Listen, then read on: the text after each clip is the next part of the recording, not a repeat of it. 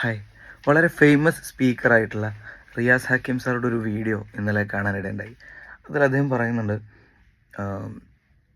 അദ്ദേഹം ഒരിക്കൽ ക്ലാസ് എടുത്തുകൊണ്ടിരിക്കുന്ന സമയത്ത് ഒരു വ്യക്തി, ഒരു പയ്യൻ ഒട്ടും റെസ്പെക്റ്റ് കൊടുക്കാതെ അല്ലെങ്കിൽ നമുക്ക് തിരിച്ച് നല്ല റെസ്പോൺസ് ഒന്നും തരാതെ ഫോണിൽ ടൈം സ്പെൻഡ് ചെയ്യുകയും പെട്ടെന്ന് അവിടെ നിന്ന് എണീറ്റ് പോവുകയൊക്കെ ചെയ്തു. അങ്ങനെ ഒരു അനുഭവം അയാൾ പങ്കുവെക്കുന്നുണ്ട്.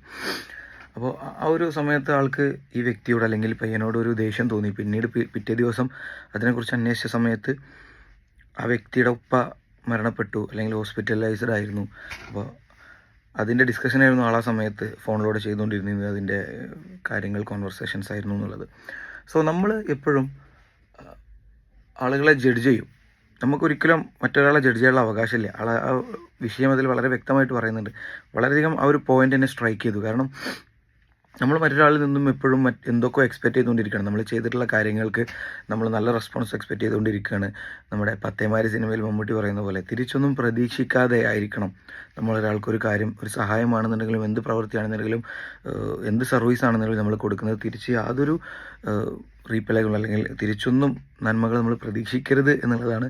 നമ്മൾ ഒന്നും ഒരാളിൽ നിന്നും എക്സ്പെക്റ്റ് ചെയ്യരുത്. അങ്ങനെ ആവുന്ന സമയത്ത് ഓരോ ദിവസവും ഈ മൊമെൻറ്റ് നമുക്ക് വളരെ ഹാപ്പി ആയിട്ട് ജീവിക്കാൻ വേണ്ടി സാധിക്കും.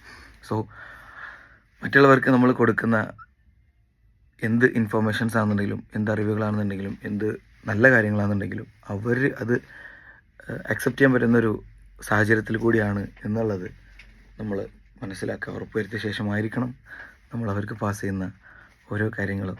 അത്തരത്തിലുള്ള സമയം നല്ലതാണെന്ന് കൂടി നമ്മൾ സൂക്ഷിക്കുക. ബൈ.